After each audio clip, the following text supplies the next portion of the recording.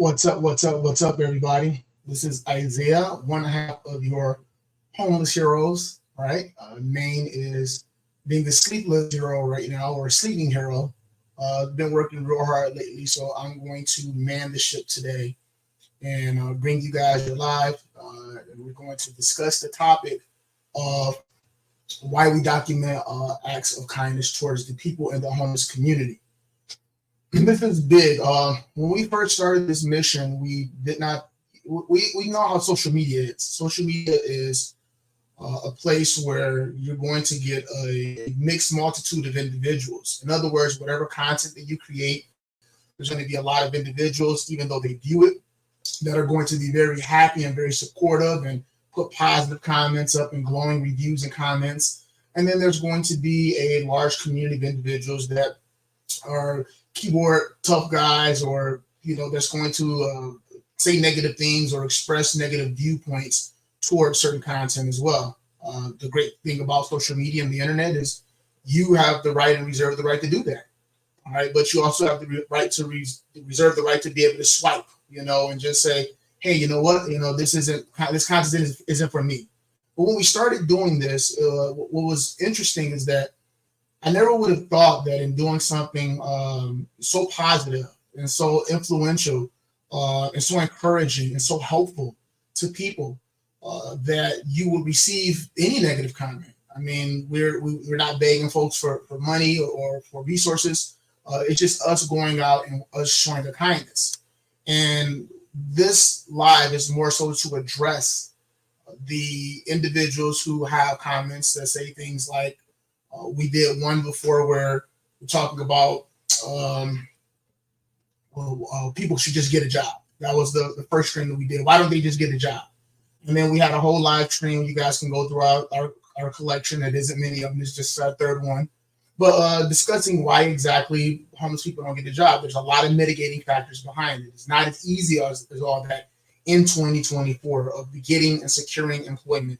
You have to have a list, a host of things, and I put the list up, and we discussed, delved into, and expounded on each one of those things to help people understand that not only is getting a job challenging for somebody who is displaced, but to also help them to be able to understand that that isn't necessarily going to stop or eradicate the problem. The last one that we had was, should homelessness be illegal? For those who don't know, and again, you can look in our catalog, and you can see the past streams that we've had, live streams, as well as other videos and content. But for those that don't know, there's a big case that went all the way to the Supreme Court talking about banning homelessness, or at least being more stringent, regarding the rules of homelessness in various cities, states, and communities. And we delved into whether or not we feel that homelessness should be illegal. We looked at the both sides of the fence, as people who are residents in a community where there's a vast group of homeless people. We do understand the frustrations that people share, and we made sure we hit on those. But then we also looked at things from their perspective too, and we made sure we broke that down. So where we are now is we're talking about today why we document the acts of kindness towards the homeless community. And there are 7 different reasons, and I'm sure there's more, but these are the top 7 reasons why we choose to do that. And I wanted to make sure that I kind of go over and I discuss those things with people, because sometimes when people put up comments, it isn't always for them to be disrespectful or for them to always, just try to give you a hard time. Some of it is just lack of understanding. And we have this thought process where we're supposed to do acts of kindness and good deeds in the dark, quietly. And if you do them publicly, it takes away from the deed. And I call BS. I think that's a disgusting way of looking at things. And I know that a lot of people, I'm big into church. I just spoke at a church today. I was invited to speak at a church.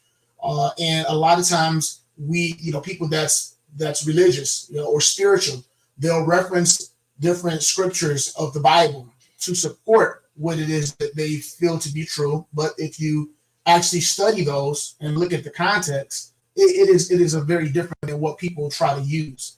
And they say, oh, well, you're just doing it so that you can get subscribers, or you can get followers, or you can get views, and this and this and that. And I say, no, well, we do it because when we first started doing it, we were not recording it.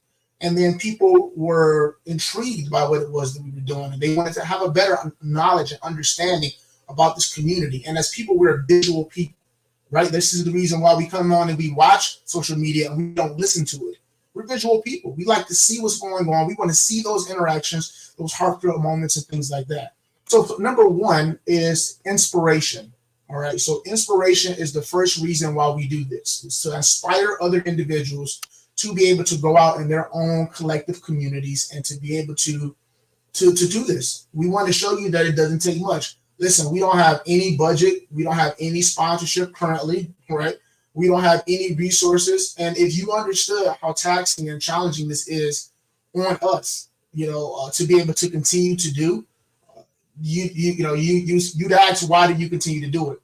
I'll be transparent. Today, we were unable to go out in the community and be able to do it. And we try to do it every Sunday, but every so often it just gets really tight. We have our own financial obligations and responsibilities that we have to take care of. And even though our motto is it doesn't take much, it does take something, right? And at some point, we hope that, we're able to fund this mission in a way where it does not take away from our own personal resources. But despite the fact we are consistent, at times it does become difficult to keep that level of consistency up. And when that happens, then we have to take a break for a week or so. But we want to inspire people to be able to, if you guys just came in, welcome into the room. We want to inspire people to be able to do this in their collective community and realize that it doesn't take a lot to be able to go out there and show kindness to somebody else. And the best way to do that is by being able to let these people see these interactions and document these interactions, with individuals so that they can see that. The next reason that we do that is to build awareness. There's a lot of people that claim they understand the homeless situation. We call it the homeless crisis because it is a crisis. It's not localized. It's not something that, right? Like COVID. COVID was a pandemic. It wasn't something that was just localized to a particular portion or sector of, our world. It was everywhere.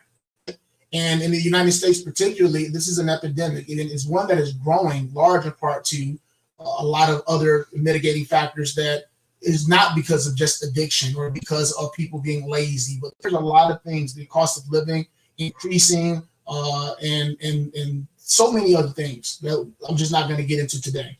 But we want to build awareness because a lot of times we turn our heads in the other direction and we just kind of don't embrace what we see and know to be true right in front of us. And sometimes we think that we know and we understand something, but we don't understand the extent of it. And the extent is far more reaching than what we imagined it to be.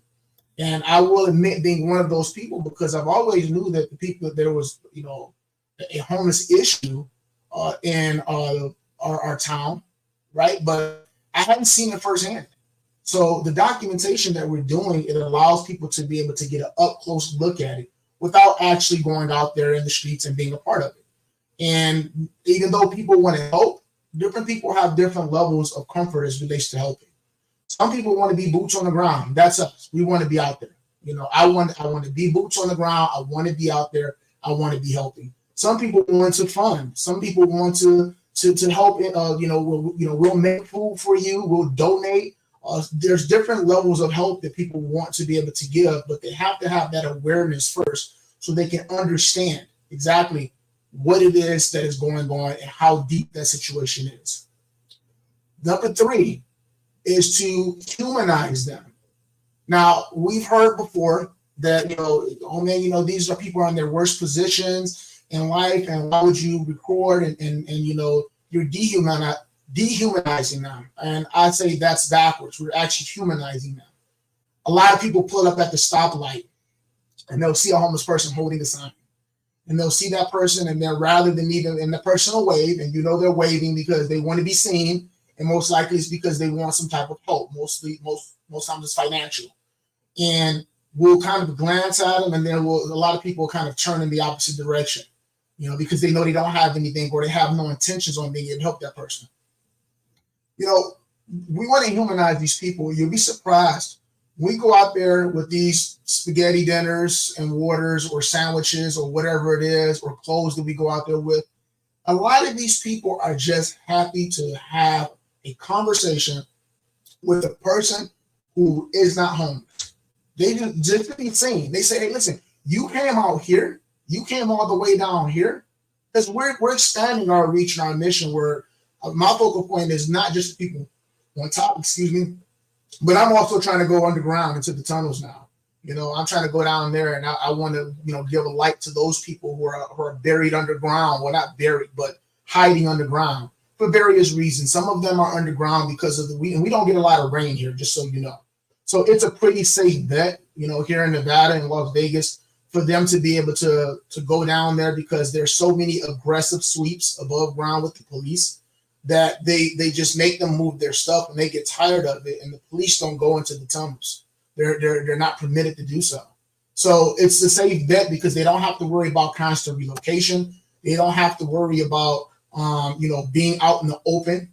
And then it gets so hot in the summertime here as well. I mean, we've seen people without shoes, or their shoes that they have, the soles are flimsy, and the heat burns through the soles of their shoes and starts to cook their feet. So by going underground, then it allows them shelter and allows them a cool space. But we're not recording to dehumanize these individuals, but rather to humanize them, to let people understand that these are human beings. And when we go and we say, God bless you, and we give them the food, or we give them the water, or we give them the clothes, oftentimes, if you've ever watched any of the interviews that I have with these people, I don't ask these people any questions. I say, God bless you. Do you need food and water? And then I hand it to them, and they just open up. They tell me all type of stuff that's happened. Because when's the last time somebody sat down and spoke with them and had a conversation with them who was not in the same position as them, who were not addicts, or maybe have mental illnesses or mental problems, and they're just like, oh, this person's crazy. We can't talk to this person. When is somebody from the normal world of community, who is gainfully employed, who has a family, who has a heart, and who's willing to just listen, sit down, and then talk to these people? And the answer is that not very often. So by doing these, we want to make sure that people remember that they're humans. We've heard people on there say, oh, these guys are savages, they're animals. Who says that? What a terrible thing to say about humans. We've met mothers down there, we've met grandmothers, we've met fathers, we've met grandfathers, teenagers. These are people. These are somebody's son, somebody's daughter, somebody's brother, somebody's mother, somebody's uncle, somebody's sister. Right? And then they're animals? No, we beg to differ. We want to show them that they're human beings. They deserve eye contact. They deserve somebody to talk to them, to speak to them, to give them a water, to shake their hand, to give them a hug. Sometimes I just go down there and I give them something, I give them a hug. And when's the last time they got a hug? Right? So, yes, number 3 is to humanize them. The next one on the list is going to be for clarity purposes. So there's a lot of misconceptions that are had with people in the homeless community. Again, some folks thinking that they're savages, that somebody's going to attack them if they go down there. There are situations where I can assure you that I've been a part of with these individuals, where they're far more afraid of us than we are of them. Which would make more sense in the possibility of the two being true? Would it be more likely that somebody that feels entitled or looked down on them will go into their community and harass them because they're sleeping on their sidewalk, kick them, spit on them, throw stuff on them, spit, whatever? Or that they will come and they will just start attacking other individuals? A lot of these people are weak, they're malnutritioned, and they just really want to just fade into obscurity. They want to be left alone, right? Because people have done things, they talked about them, they made fun of them. What a humiliating situation it must be to be in early on. Let's not think about, some of these people have been in this position for years. I get it. So they're used to it. They're accustomed to it. They're like, hey, listen, this is the situation. I don't care. I don't have any family, friends, or anybody that cares about me. I'm on the streets. Everybody sees me. Everybody knows it. But what about when you first get on the streets, when you first lose your home, the first 30 days, the first 60 or 90 days? When you still do have an identity to some extent and you are a person, and there's people that may know you or recognize you, that's got to be a very difficult position to be in. So a lot of times these people, they're afraid, they're nervous, they just want to be left alone. They want to fade into obscurity at first. And then eventually, when all the rigors start to catch up with them and the hardships, then they go out, they reach, and they start looking for help. But the misconception that a lot of people have, and we need to debunk that, is that these people are dangerous individuals. Now, I've been in various parts of Las Vegas giving, me and Maine, and we've yet, thank God, knock on wood, to have an incident where we were attacked. And it's just the two of us. There's no weapons, there's no security, there's no bodyguards. And then we went to go into very public places at the very beginning, for because we were concerned too. We're like everybody else, we didn't know. I didn't start doing this because I started watching videos on YouTube, believe it or not. Actually, I didn't even watch anything in this niche until probably within the last 30 days. It's the first time. And I've had this channel for 9 months. Thank you guys again for over 1,000 subscribers in 9 months' time. That's amazing. You guys are awesome. But we've been doing this for almost 2 years. And yeah, I didn't watch anything to start. I didn't watch anything until recently because my goal wasn't necessarily to be this gigantic YouTuber where, I'm competing with other individuals. I just went out there because there's a lot of homeless people around. We've been to various sectors of Las Vegas to assist people who are displaced and who are homeless. And we started at very public areas and very public places.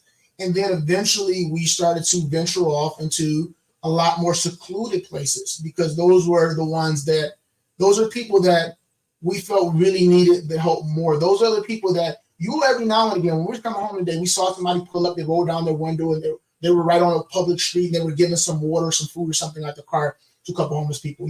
Those people will get that. And that's why you will see them on public streets every now and again because they're much more prone to be able to have a do-gooder or kind person every now and again, or a person that wants to look for a good deed, to do a good deed like us and maybe like you to come by and stop and help them out.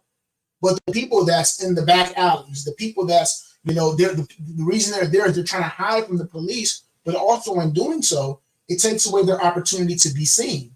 So we realize that we have to go and we have to find these people because these people may not have eaten or gotten water, as frequently as some of these other people. There's a lot of church missions that come by or outreaches every now and again. And again, they're going to go in those public areas where everybody's gathered together. We're at the point now where we're not even giving to those, but we're searching for people to be able to give to. But again, in the public areas or in the private areas or sectors, not one time have we been accosted or attacked, and it's just me and it's just little old man. And I thank God for that. So this misconception that these people are savages or animals or they're going to attack you or me is not true. They're more afraid of us. I remember there was a segment where I was trying to give to a man in an alley with a buggy full of stuff. And I approached him and I said, God bless you. And he just pushed faster. And he said, get out the way. I said, okay, I'm sorry. I just wanted to know if you have food and water. And then he just kept pushing and he says, no, thank you, but no, or something to that effect. And he just kept pushing. And I got back in the car with Maine and I said, man, I felt so bad because we don't know what happened to him. Maybe at some point in time he did take something from somebody. They might have put some poison in it. They may have attacked them. They may have hit him. They may have made fun of him. We don't know. So the clarity and misconceptions, the clarity that we have is to clear up any misconceptions that people may have about them being necessarily dangerous individuals. I'm not saying that to be true. I'm just saying we haven't encountered it, and again, this is all why we document our acts of kindness and why we film it and we record it to show to people. This is what this discussion is about today. Number 5, and we're getting right through these, all right, is fear, all right? Fear, all right? And it's because of everything that I just said previously. A lot of people have a lot of fears of people in the homeless community. So the clarity as number 4 and number 5, they go hand in hand. I just want people to know, and I'm not going to expound on this too much because I kind of combined the last one and this one together, kind of jumped ahead. It's just that if fear is what's stopping you from going out there, start small, Start with the guy that's at the stoplight, put you some waters in the car, some cold waters in the car, some sandwiches. Go back next to a restaurant where there's a group of homeless people, but it's a public parking lot or setting. And then walk up to them and say, God bless you. And, and then get out or whatever, not God bless you. I'm sorry, that may not be your thing. How presumptuous of me to assume that you would say that I apologize. I'm just used to saying that to those individuals because we do pray for them and we really do hope that God blesses them out of the situation. But however you want to address them or to speak to them, you hand it to them and you do it one or two at a time, and until your comfort level starts to grow, then you can venture out even further if that's what you're looking to do. But if fear is what's stopping you from helping, find a way to be able to do it in a public setting when it's daylight outside, when there's people around at a stoplight or in the parking lot of the McDonald's when you see some people in the back or something to that effect. Make sure that you don't feel that you've lost too much control either. So you're not too far away from your vehicle, but you don't feel like that you're down in your vehicle where a person's reaching in and then they're invading your space, things like that. So just find a way to be able to eradicate that. But we want to make sure that people aren't fearful of them because that isn't necessarily the case. All right. Next is going to be our safety, our personal safety. We record for our personal safety as well, and we document it. Now, again, we haven't had an issue yet, thank God, and we pray that we never have one. But if we do, then we'll have documentation of the whole incident and situation. All right, so we're not just doing this just to be doing it. We're doing it because we understand that even though we haven't had an altercation situation, it is possible that this may arise, and we want to make sure that we are protecting ourselves as well. And then the last one on the list is this says growth of the mission, right? It shows you just how fast I was rushing when I was putting this together. Growth of the mission. No, not growth of the mission. Grow the mission. Grow the mission. Gain sponsors and helpers, etc. Notice this is the last thing on the list, and it's because, as I said when I spoke a little bit earlier, that we did not begin this with the sole intention of being able to be big YouTubers. I never thought I would hit 1,000 subscribers. I have another private station, a channel, YouTube channel. It's called the F4 Network, and it's with me and Maine, and I teach martial arts as well. So I've got like some old martial arts stuff up there and demonstrations that we've done, and I've got a lot of silly comedy. I have a big sense of humor, so a lot of silly stuff up there, shorts and videos and stuff with my family. My daughter is Braceface K. She's a really big Instagrammer and TikToker, really big. I think she's got over like 1 million followers on TikTok. She's got like 300,000 on IG, I think. She's had a couple of different accounts, so I don't know what she's got now. And she's got like 30,000 followers on YouTube. She's been doing this for a minute. So she's very popular, and she does YouTube. She does social media for a living, so I have stuff on there with her. And it's just like my YouTube was like, it's down. Just like, I think I have 286 subscribers to that station. That channel, I keep saying station, old enough, right? Station. To that channel, I don't even really post new stuff on there that often. Maybe like once every couple months now. I kind of gave up on it. I've had it probably for like 15 years. And I just never, when I started it, I just started it just to put some videos on. And I never kept up with it. I never saw YouTube trending to be what it is, or social media trending to be what it is now. But I'm saying that to say that I had no aspirations of getting to 1,000 subscribers. I just wanted to do this to show people. But now that we're here and we're growing, and we've been doing this for as long as we can, as we have, we want to grow the mission by gaining sponsors and people who are interested in helping, and sympathists, individuals who also feel the same way that we do and realize that we have to be the change that we want to see. And you'll hear me say that quite a bit in my lives. You hear me say that quite a bit in my videos over time, because I'm really starting to believe that we keep sitting back and waiting for help to come, and no help's coming. We keep talking about the government. I think that's just a cover up. It's a way that we vent. And then we say, oh, the government needs to do more about this. We need to do more about this. Whether you are sick of the homeless people in your space and you think they need to be out of here, or whether you feel bad for them, you sympathize with the fact they're in their position, you feel that they need hope. We have to be the change we want to see. We can't wait around. No help's coming. I'm not going to keep waiting around and stepping over these people. Like, I literally, right in front of the lofts that we stay in, every Saturday I'll take a short walk to the store, grab some snacks or something, and then I'll come back, I'll sit down, I'll watch my fights. I'm into the boxing and the MMA, the UFC and stuff like that. And I'll walk through the store. It's exercise I need it. I'm working from home right now, so I need all the exercise I can get. So I'll do that every Saturday, and then literally there until they get swept because we stay right on Fremont. They'll be up and down Fremont, and like I almost had to step over this lady yesterday. She was sitting up, and she waved at me, and I can't keep waiting around for somebody to come and feed her, or give her water. Now it's not my responsibility. It's not necessarily the government's responsibility, but she's a human. I know it because she looked me in my eyes. She waved at me. She's moving around, and she's sitting there. I'm sure I don't see any water. I don't see any food there. So my point is that we want to grow this mission to a point to where we are able to help as many people as we possibly can. And when we're talking about social media reaching millions and millions of people, there's opportunities for there to be sponsors and people who are simply just to say, hey, we feel the same way that you do. Let's collaborate. And since we've been doing this, we haven't gotten we haven't even began the process of looking to get sponsors of any sort. But we have had individuals who either watched our videos and start doing this in their own neighborhoods and communities.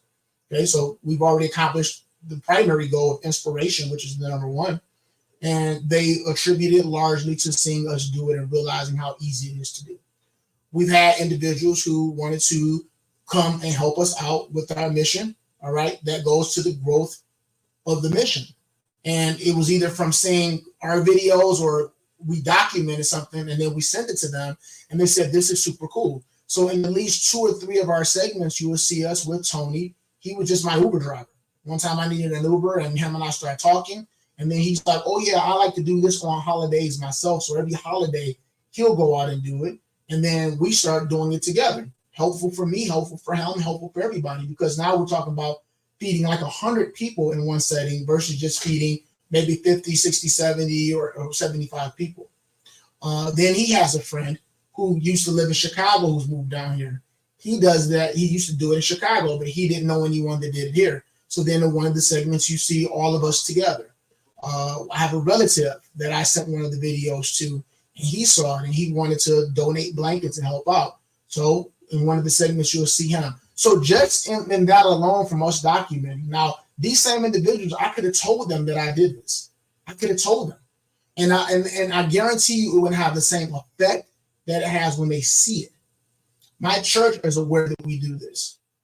And we have a couple people from the church that'll give us some packs of water every now and again. It's a very small church, just so you know. But I'm not excoriating them. I'm not mad at them. I'm not putting them down. I'm not getting on them. But they know we do it. They haven't offered to help.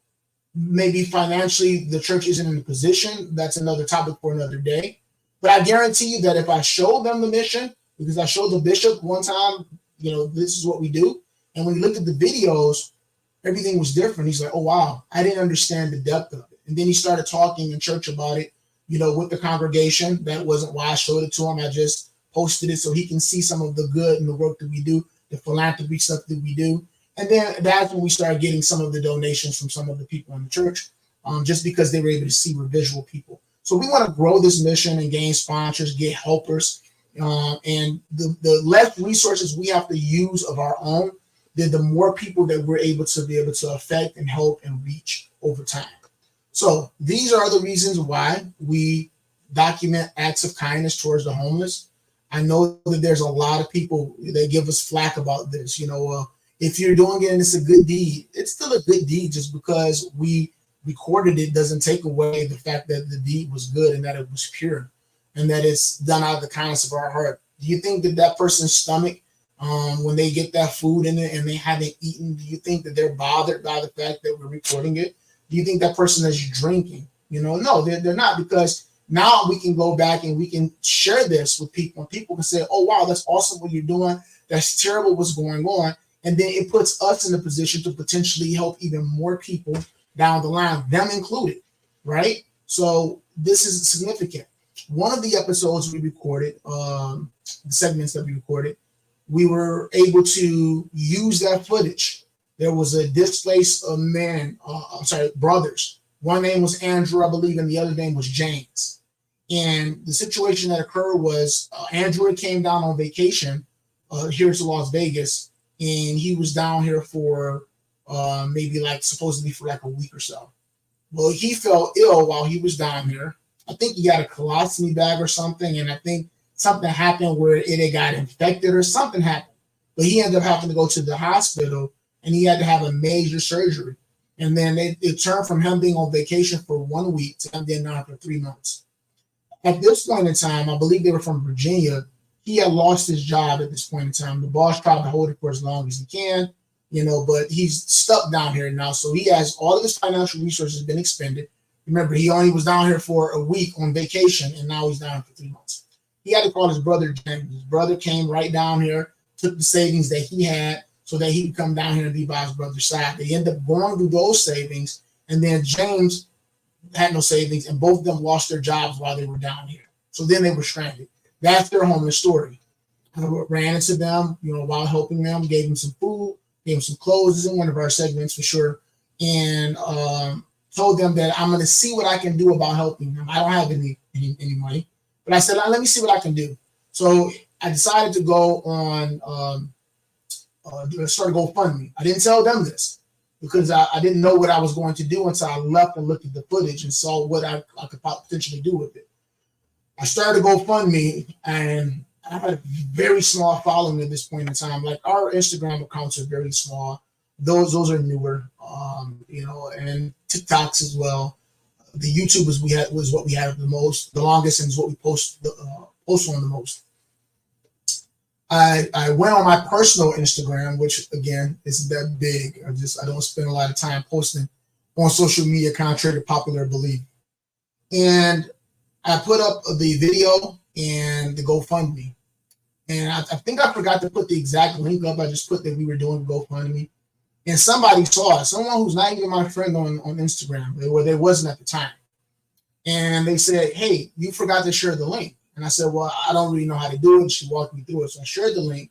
My objective was to raise $1,000 because I wanted to be able to get them Greyhound tickets back home, and then be able to give them some money to be able to start them on their way when they went back home. I looked up 5 minutes later, and then the GoFundMe sends me an email and says, your campaign has been complete. You've reached your goal. I almost fell out of this seat. I was like, you got to be kidding me. This one lady donated $1,000, and I messaged her back, and I looked at her profile, and she was like she's a famous stunt woman or something, or she's in movies. She's in movies. She's like a famous stunt woman in movies or whatever. She's like some stunt stuff in one of the Marvel movies, I think, and she drives these race cars. She's a super cool lady. Never spoke to the lady, never shook her hand, even to this day. I messaged her. I said, oh, my God, I can't believe you did this. It's amazing. She said, well, nobody deserves that, and I want to help if I'm able to help. I said, okay, let me go and find them. Let me go and find them. And it just so happened that they had a cell phone, and James had given me the number before I left. I could have never imagined this would happen. This is all because we documented. This is why I'm telling the story. And I dialed the number, and I got no answer. I shot a text. You got to remember, they're homeless, so just like your battery dies, theirs dies, and they have to wait until they can find an energy source to be able to charge it. So that might just be the next day, perhaps. So finally, I was like, you know what? I didn't get them on the phone, didn't get them on the text. I jumped in the car and I drove to the area where we last saw them. And just that, this was the next day. They were gone. And I couldn't find them. So I was like, man, like this is the most amazing thing I could have ever hoped to happen has happened. And now I can't find them. James finally charged his phone. He ended up getting a text. And he called me back. He says, I got your message. I said, where are you at? He says, listen, I'm looking for my brother. He said, me and him got into a heated debate and argument because after they found out they lost their jobs, I guess, something happened where James found out his brother Andrew was back on some type of addiction he was suffering with. And he was trying to, talk to him and encourage him that they're never going to get jobs if he can't get clean. And they fell out and separated. So I said, well, listen, I got money for you guys to get home. Find your brother.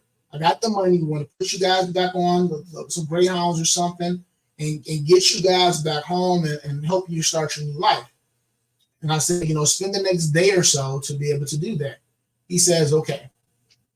He went to look for his brother.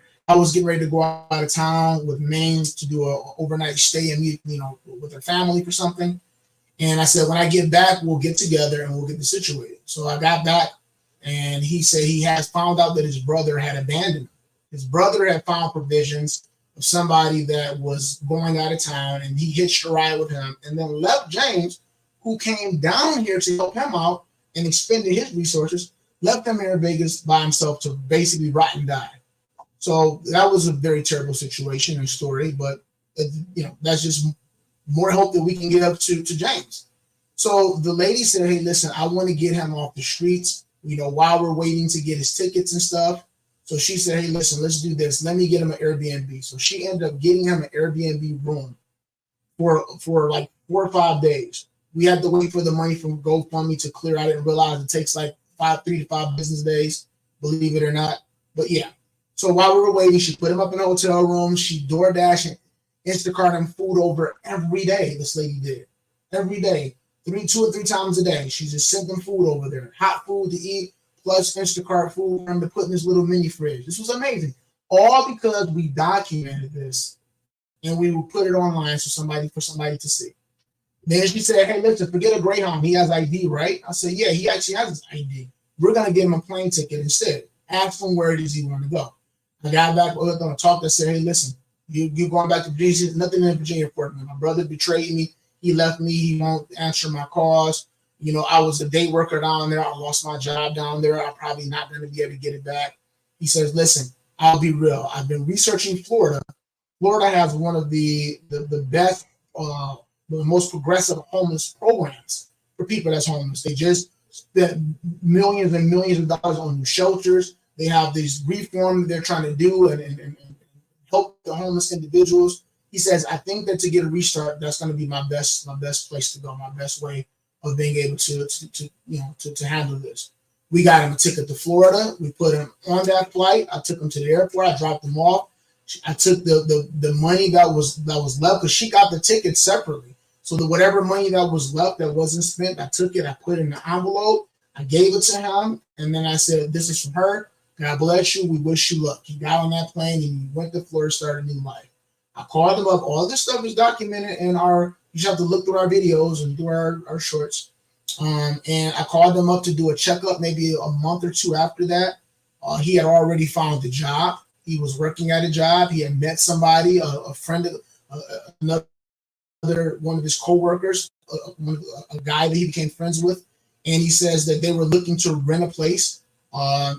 His boss loved his work ethic after just a month, and was looking to potentially train him to be a forklift driver and give him a promotion. So this was a success story. I haven't talked to him in quite some time, but after having talked to him, I know he made it there. He was staying in the shelter while he was there. He had gotten a job while he was there, and then they had already found a potential apartment that they were going to move in while they were there. This all because we chose to document these interactions. So hopefully this answers the question to all of the people who are critics about what it is that we do and feel that this takes away from the sincerity of the mission.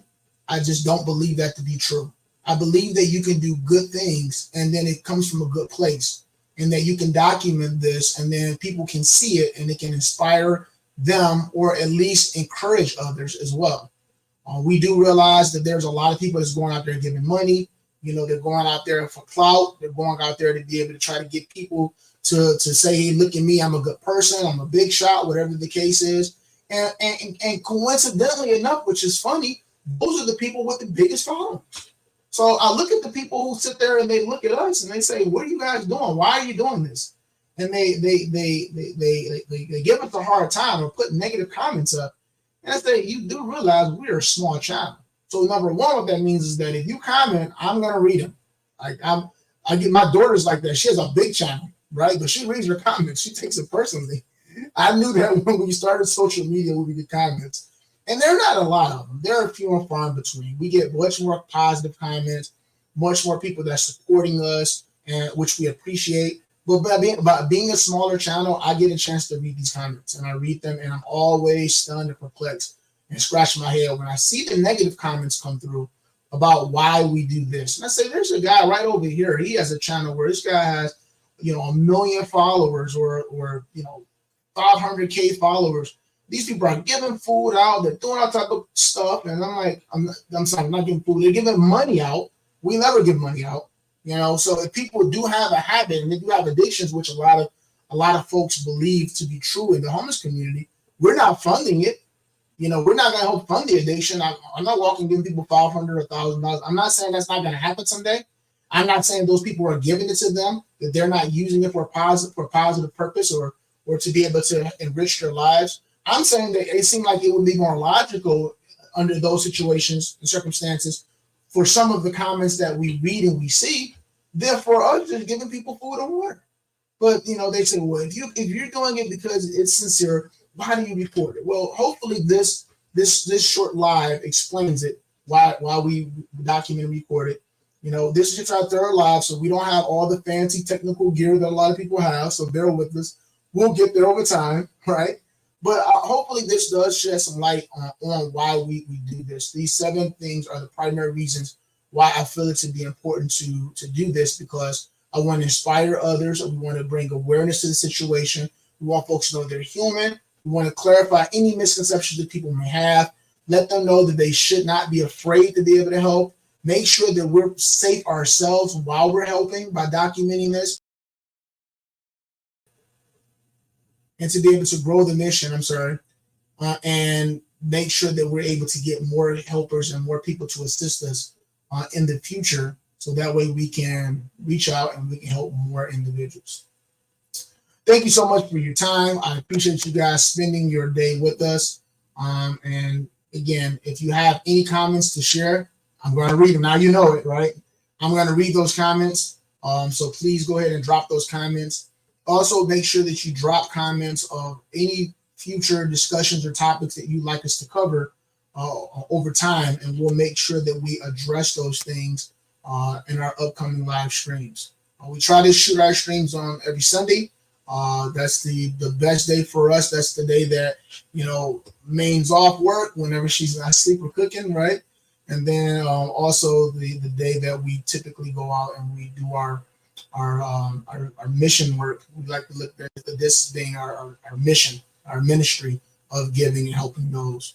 So we look forward to seeing you guys in our next live stream, and we just thank you guys so much for supporting us. Again, we have over 1,000 subscribers now. We thank you for every like, thumbs up, comment, whether it be positive or negative. I thank the people for the negative comments because they didn't have to drop them, right? And then every view that you've given us, and just for all of your support, we are so grateful. We thank you guys for that. Obviously, we couldn't have accomplished these goals in these feats without you. So we ask that you continue to support us. If you haven't subscribed, click that subscribe, and we look forward to seeing you soon. All right. Thanks, guys.